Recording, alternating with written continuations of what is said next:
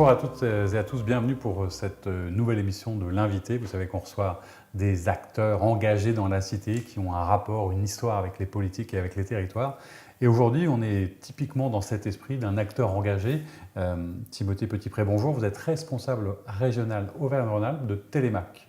Oui, exactement. Merci d'être là avec nous et on va découvrir à travers quelques questions ce que fait Télémac. Ma première question, elle est toute simple. Quelle est cette association? À quoi elle sert? Comment elle fonctionne?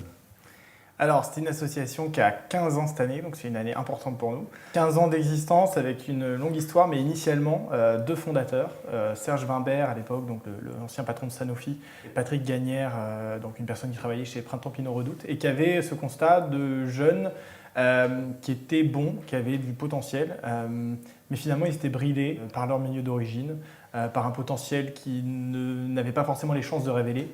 C'était parti même d'un article du journal où il y avait Serge Wimbert, le fondateur, qui avait vu un jeune qui s'était fait tabasser alors qu'il était bon en cours et c'était finalement la raison de la mise à tabac. Ça l'avait marqué et il avait envie de mettre à partie son réseau, le fait qu'il croyait justement au potentiel de chaque jeune, de pouvoir être accompagné. Et donc on œuvre vraiment sur ce qu'on appelle l'égalité des chances, le déterminisme social, où un certain nombre de jeunes vont, grâce à ce programme et cette association, avoir un vrai tremplin social, une vraie ascension.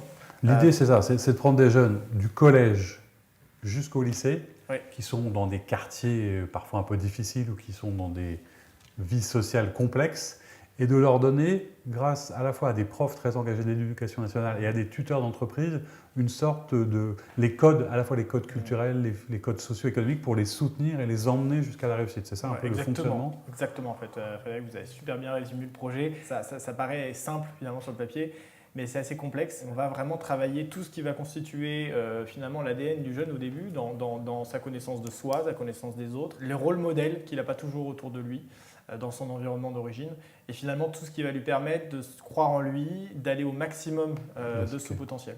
Ça, c'est bien, c'est vraiment excessivement intéressant. Et c'est vrai que moi, j'avais découvert cette association avec grand plaisir et je trouve que c'est assez passionnant parce qu'en plus, il y a des résultats assez extraordinaires. C'est ça aussi. Vous avez maintenant 15 ans de recul.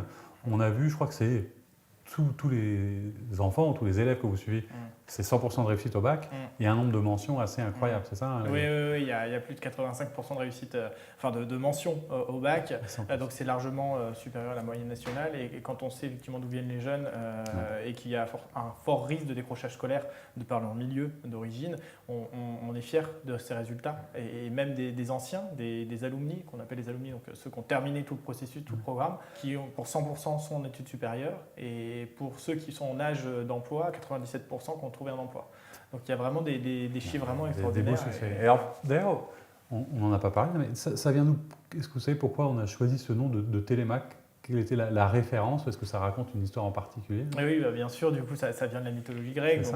Donc effectivement, le fils de Pénélope et d'Ulysse, donc Télémaque, qui a été suivi et accompagné par Mentor, quand justement Ulysse est parti à la guerre de Troie, où il y avait un accompagnement, mais qui allait plus loin, qui était même dans l'éducation, dans tout ce que Ulysse finalement n'avait pas le temps de faire. Surtout qu'il était un peu occupé et un peu loin. Voilà. Donc c'était vraiment la notion de suivi d'accompagnement, parce que ça dure 5, 6 ans, 7 ans presque. C'est ça, 6 ans. 6 ans. 6 ans, ouais. Alors on le disait tout à l'heure, il y a besoin à la fois évidemment de personnel de l'éducation nationale engagé, puis aussi de tuteurs d'entreprise. Alors je crois que le président régional de Télémac, c'est Thierry de la Tour d'Arthès, c'est ça, le patron de SEB. Ouais.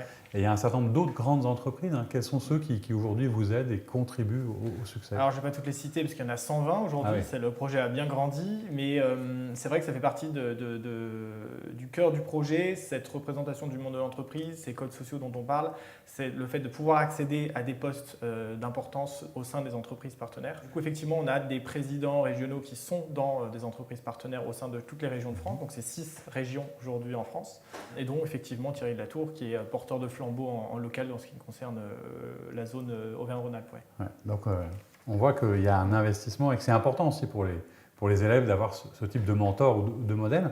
Alors on parlait d'acteurs engagés dans la cité, vous l'êtes vraiment parce qu'il y a quand même une dimension très sociale, sociétale, il y a une vision à la fois de l'éducation des élèves, du déterminisme, etc. Quels sont les rapports ou la vision que vous avez, vous? Parce que je suppose qu'il y a aussi des partenariats qui existent, ou au moins des gens qui vous suivent, j'allais dire chez les hommes politiques, peut-être à la métropole ou à la mairie de Lyon. Comment ça se passe? Quelles sont les relations que vous avez, ou vous essayez peut-être de tisser avec les politiques? Est-ce qu'ils vous suivent? Est-ce qu'ils s'intéressent à ce que vous faites? Est-ce que c'est compliqué? En fait, pendant plus de 12 ans, donc finalement c'est assez récent, ça fait que 3 ans qu'on a ouvert ce spectre un peu d'approche aux collectivités et aux politiques. Mais du coup, pendant 12 ans, ça a été très lié au monde de l'entreprise. C'est-à-dire qu'effectivement, les tuteurs qui allaient suivre les jeunes étaient exclusivement liés aux partenaires privés qu'on avait. Et puis, on s'est dit, pourquoi pas ouvrir finalement à un autre secteur, à une autre dimension, et pourquoi pas impliquer les agents de la fonction publique en tant que tuteurs. Il y a beaucoup de choses à apporter. C'est peut-être pas des choses qui sont mises en avant. On a beaucoup ouvert et ça a mis du temps, mais aujourd'hui, c'est vraiment un succès.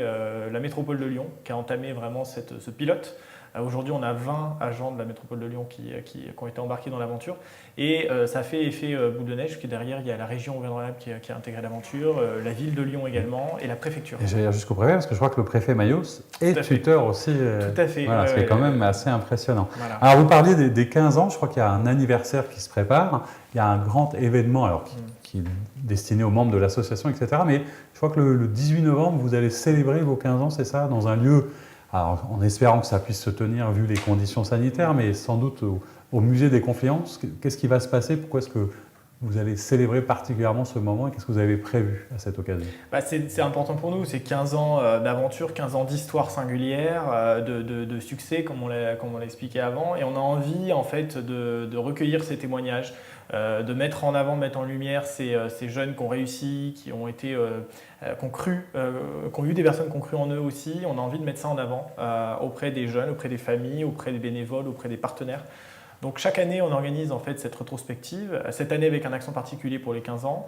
Alors on espère effectivement, vu les conditions sanitaires, que ça ait lieu. En tout cas, si tout se passe bien, ça aura lieu le 18 novembre au musée des Confluences, avec la métropole de Lyon en partenariat qui nous permet cet événement.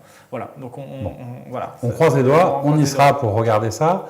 Vous aviez, je crois, un dernier message, parce que ça fonctionne bien, ça avance bien, mais vous avez toujours besoin de tuteurs, d'entreprises. Vous vouliez lancer peut-être un appel encore aux bénévoles, de quoi vous avez besoin pour continuer à consolider le travail de Télémac? Oui, en fait, il y a beaucoup d'acteurs autour du jeune. Il y a les bénévoles au sein de l'éducation nationale, les tuteurs au sein d'entreprise, les familles, les partenaires, les collectivités.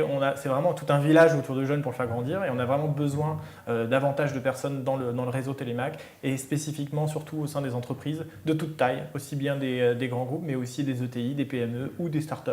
On a envie aussi de diversifier. C'est finalement des hommes et des femmes qui ont envie de s'engager à titre personnel et qui s'engagent dans ce programme et qui ont envie d'accompagner très concrètement sur le terrain des jeunes. Bon, le message est clair. On va indiquer les coordonnées évidemment de Télémac. Merci beaucoup d'avoir été là pour participer à cette émission comme acteur engagé. On comprend mieux pourquoi on avait choisi ce titre. Merci à toutes et à tous de votre présence.